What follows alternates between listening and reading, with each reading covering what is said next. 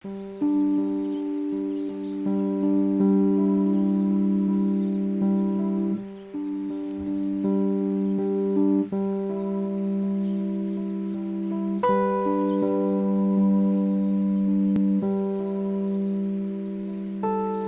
hours and seemingly a century away, there is fresh air and an old ghost town. Montana's Centennial Valley is a place of striking beauty, but there are more than old boards in the sunset. Nestled in this unique ecosystem of wetlands, wildlife, rivers, and alpine mountains, there's a treasure of a modern university, a magnificent gift to education. Centennial Valley is home to a new education center for the University of Utah. The Taft-Nicholson Environmental Humanities Education Center offers more than breathtaking scenery and history. It gives students a unique, transformative experience that can't be found anywhere else. One of the things I promised the incoming class of last fall, and from that point on, was that we would give them the opportunity to have at least one in-depth, deeply engaged experience. This is the kind of center that can provide that in a way that we can't provide on the campus. This is the kind of place where students spend all day discussing what they've learned, an awareness and understanding so transformative and profound that they will still be talking about it long after they leave. We want to do nothing less than to have a transformative experience for the students that study at this center with the professors that are here, and also to translate theory into practice. It is students meeting the world head-on in a way that changes them. The one word I would use is transformation. What does that mean? Students come into the Centennial Valley. It's an east-west valley. They come from a north-south access. So right there, it's geographic relief. It's an orientation and a disorientation. It's disequilibrium in a balanced ecosystem. And it's life-changing. The noise settles, the heart calms, the eyes focus, and you begin to see the world differently. A worldview made possible because of two couples, the Tafts and the Nicholsons, who shared a vision and brought a ghost town to life. A spectacular gift they are now sharing with the University of Utah. I guess one of the things that surprised me most about the ghost town of Lakeview was how developed it now is. Thanks to John and Melody, they have done an amazing job of restoring this ghost town to now a functional educational site that still captures and retains the historical character. Lakeview was a disarray of dilapidated buildings scattered around the valley. But our friends saw more than a long-forgotten town. They saw an opportunity to make a difference, to bring people together, and to share their passions for Centennial Valley and for education. This particular place, it was a disaster, and it is in the heart of a very sacred valley. This is the center, and to see it being ruined and abused, we couldn't keep seeing that happen. A modest John Taft says at the start he had no grand plan. He just knew he had to do something. No, I had no vision at all except to clean the place up. My wife wanted to burn it down, the town, the old building, push them up in a bulldozer and set them on fire.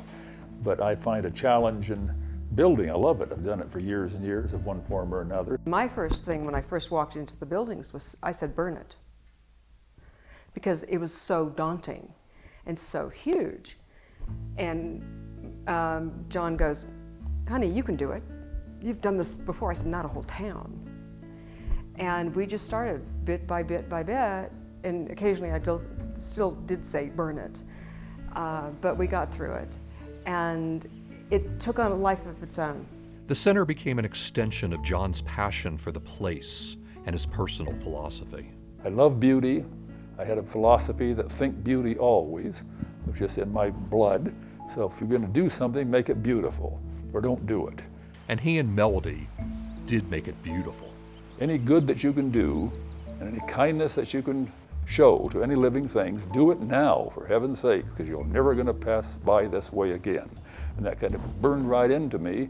So every day I'm driven to do some other little act of good or show some kindness to some living thing. You know, that's just led into it. What the Tafts have built is a center that allows for a unique, enhanced educational experience.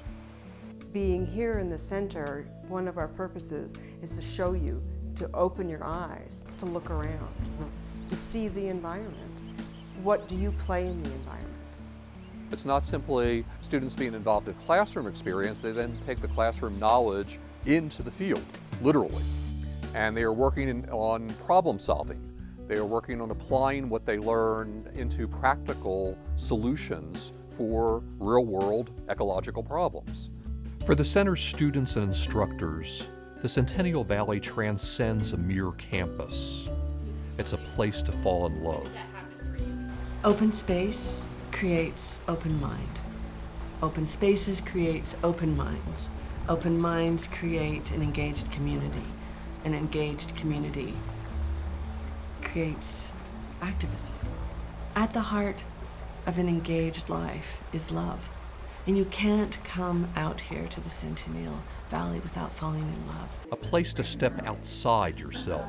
I think it's crucial, especially for writers, to have the opportunity to leave the landscape that they've become familiar with. So to extract yourself from that and insert yourself into another situation that's altogether foreign to you, I think is really exciting and refreshes one's expectations about one's work, right? Like exciting new things happen on the page because you're in an entirely new place. A place that can change your life. Thinking about the students just makes me weep. It's the most important thing I do. And we are now in our 10th year. And I can honestly say in the 10 students we've had for these 10 years, that's 100, their lives were changed. My life was changed. And lives will continue to be changed. The center hasn't quit growing, and the story of this ghost town has many chapters left to be written, each a new opportunity. This place represents an opportunity for our students to have unique experiences that they're not going to have otherwise.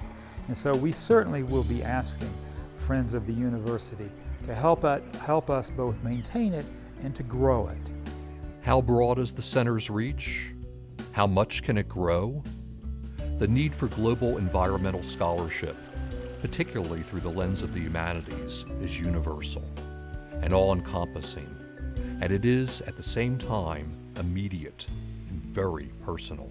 The vision for this place has been since the inception of our involvement in it, that this would be a training ground for the most significant and future environmental leaders of our country, and internationally as well.